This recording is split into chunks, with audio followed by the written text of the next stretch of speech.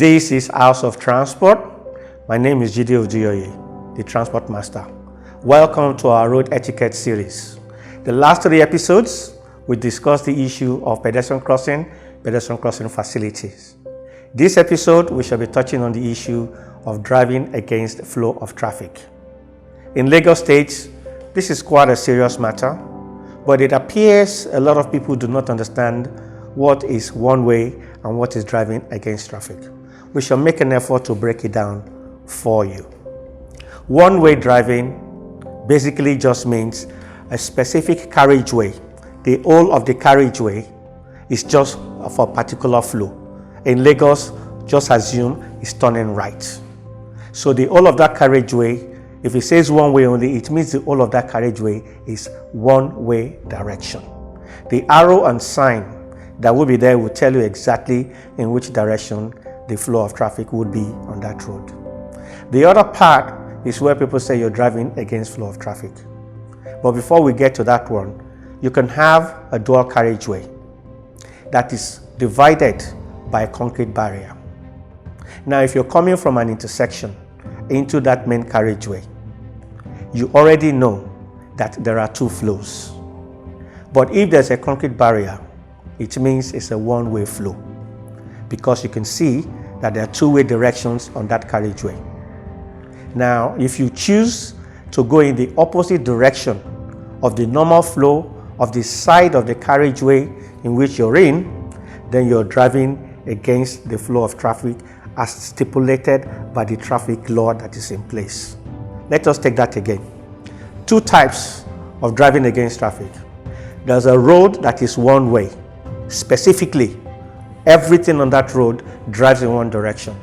And there's a second type where it could be 2 ways, but once you come into that road, you can only go in one direction.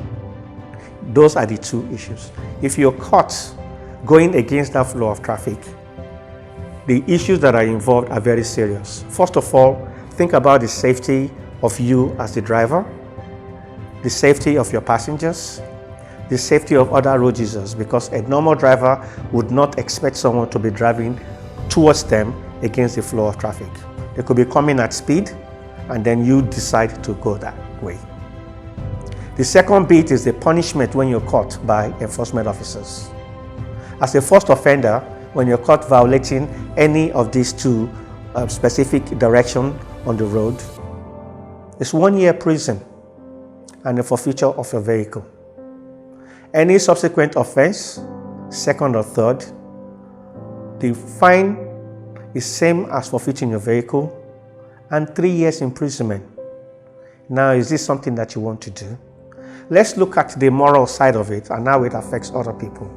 Because some people would argue when there are overtaking on a road that has got traffic, and maybe they have their house or the road in which they want to turn in is about 15-20 meters away.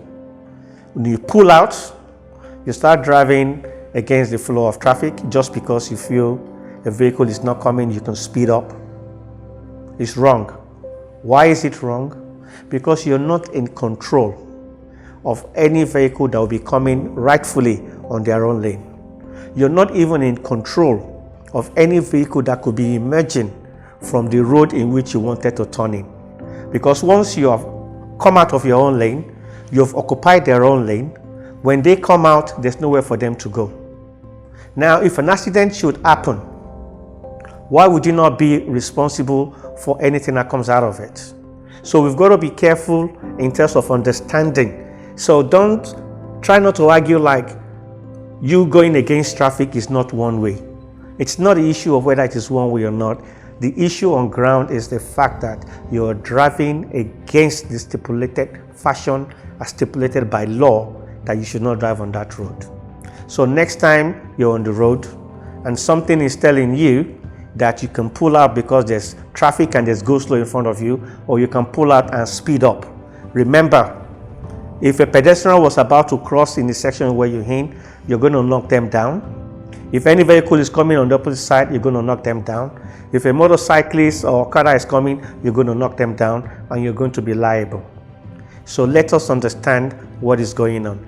If you don't agree or you feel that maybe the punishment is too stern, is too serious for the offense. These are the issues that you can place in the comments below, and then we can have a further discussion on it. On the next episode, we shall be discussing speeding or overspeeding on the Lagos roads. Thank you for watching.